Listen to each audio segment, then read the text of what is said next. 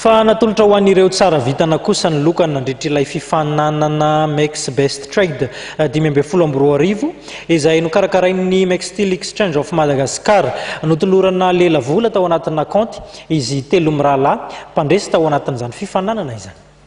Fifananana Max Best Trader 2024 nahitana mpifaninana 32 eo. Telo mirahalahy ireo nivoaka mpandresy tao anatin'izany ka nahazo ny compte réel amin'ny tentina iray hetsy ariary. Notolorana tamin'ny talata lasa teo tetsy amin'ny ivitoerana misy ny Mercantile Exchange of Madagascar ny amboara ho azy ireo. Manana ny ambarany ihany koa ireo mpifaninana manoloana ny fizotran'ny lalao izay nifaninanana. Ny votoatin'ny lalao Max Best Trader moa dia ny fahaiza mikirakira ireny plateforme de trading ireny. Tsy mora ny lalao ary mila fifantohana tanteraka. Ireo mpianatra rehetra teny amin'ny ambaratonga ambony moa dia afaka nandray anjara avokoa ka eto dia samy maneho ny heviny izy ireo manoloana ny fizotran'ny lalao. Nahitako voalohany an'ilay fifaninanana tao amin'ny salon de l'économie tao Akatso dia mararaka izay koa efa nisintéressé tamin'ny resaka trading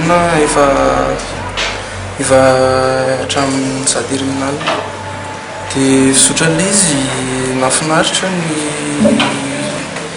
nandritra ilay fifaninanana satria indraindray izy mapetaketana rehefa mahazo profit ianao na very na mahazo perte hitraka efa azo ngamba teo amin'ny analyse technique no tena mijereko bebe kokoa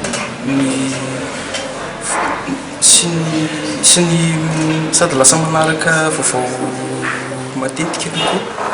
Momba ny trading aloha efa fotoana lasa ihany no nanomboka nafantatra an'ilay izy fa vao zao nisy opportunité ahafahana manao ny trading amin'ny ex eto Madagascar dia ny traka efa azo teo ny resaka fahaizana analyse technique teo ny analyse fondamentale fa tena zava-dehibe ny hoe espérance momba ny finance izay miankina amin'ny fianarana moa izy.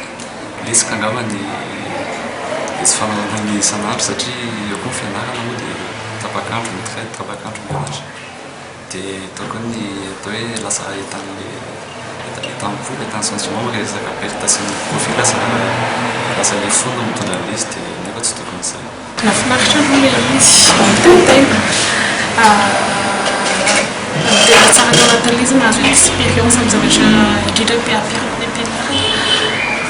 Izay zany tena fangaro tao anatin'ilay izy mahafinaritra ataoko hoe lalao ilay izy fifananana dia mampitentena ilay izy. Ny fizotrany milamina tsara koa ilay concours fa lesika ny olona zany ilay izy ilay mifangaro amin'ny fianarana.